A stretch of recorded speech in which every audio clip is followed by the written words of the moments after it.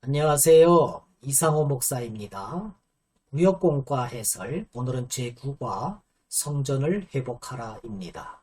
성경 본문은 에스라 1장 1절에서부터 4절까지입니다. 우리 다 같이 한번 읽어보도록 하시겠습니다.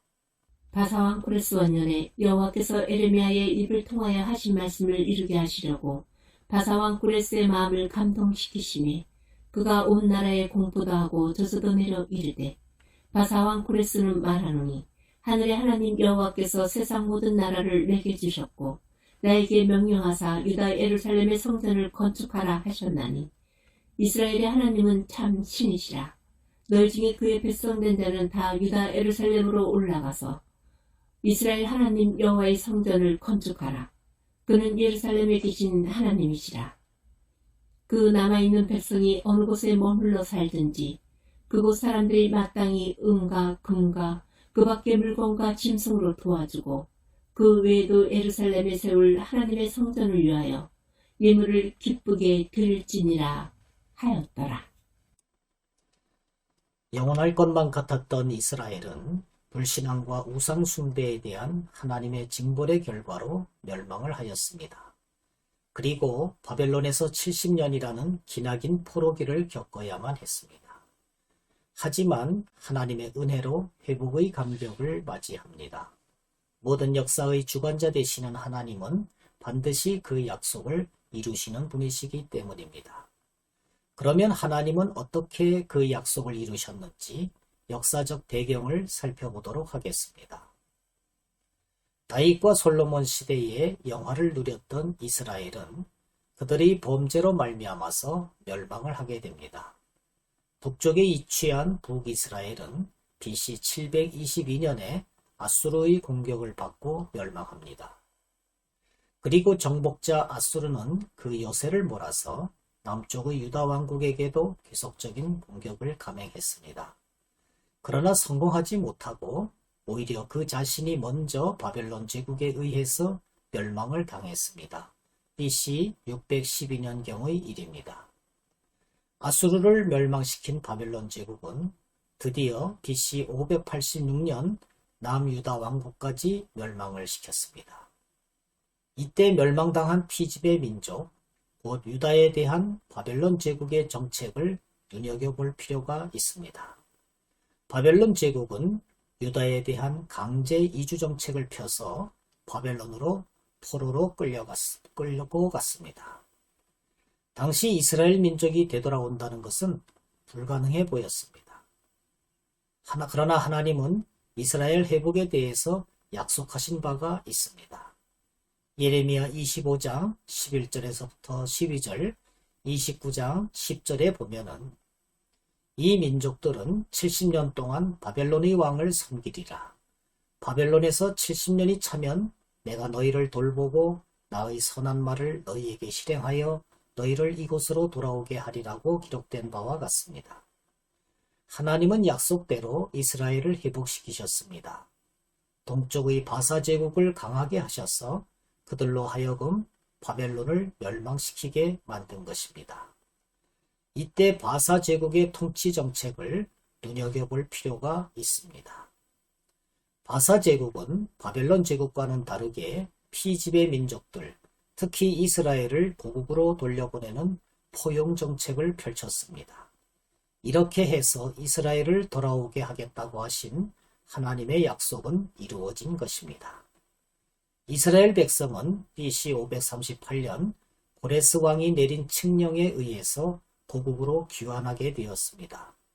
포로들의 귀환은 세 차례에 걸쳐서 이루어졌는데 1차 귀환은 수르바벨과 여호수아를 중심으로 이루어졌습니다.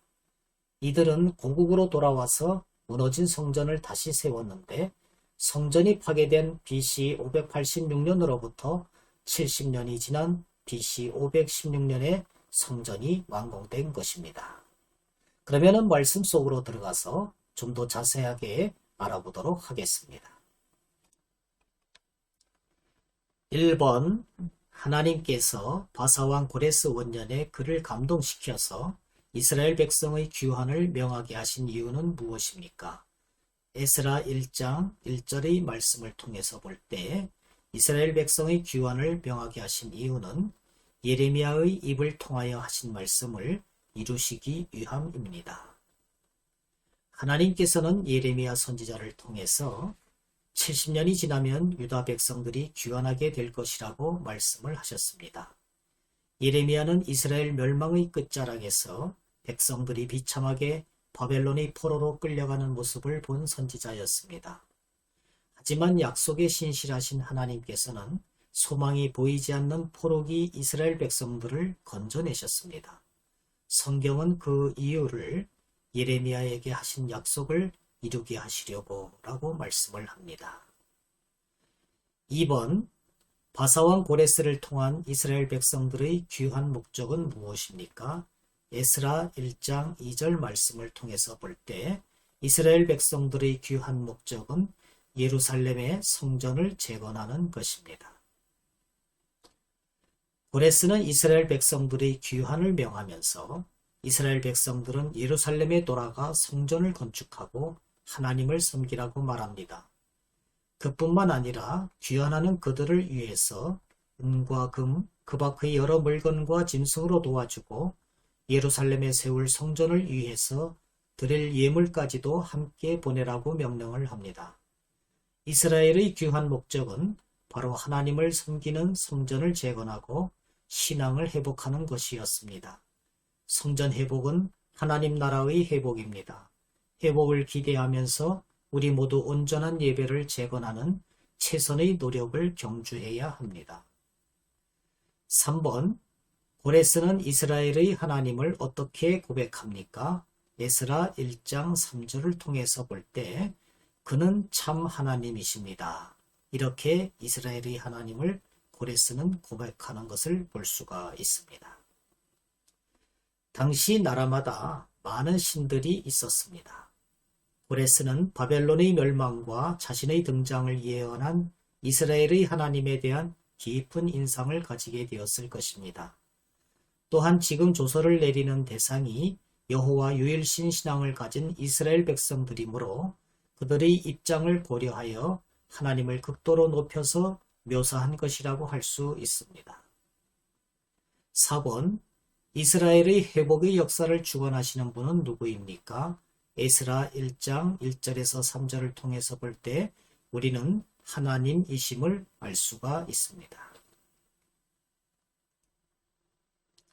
현재 대형 박물관에는 그림에서 보는 바와 같은 고레스의 실린더가 보관되어 있습니다.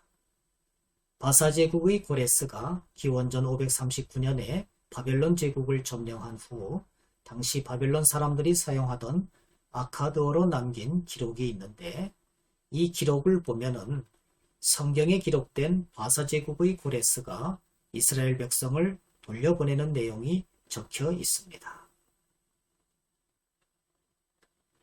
이 고레스 실린더에 적힌 글은 인류 최초의 인권선언, 평화선언, 종교의 자유선언으로 여겨지기도 합니다.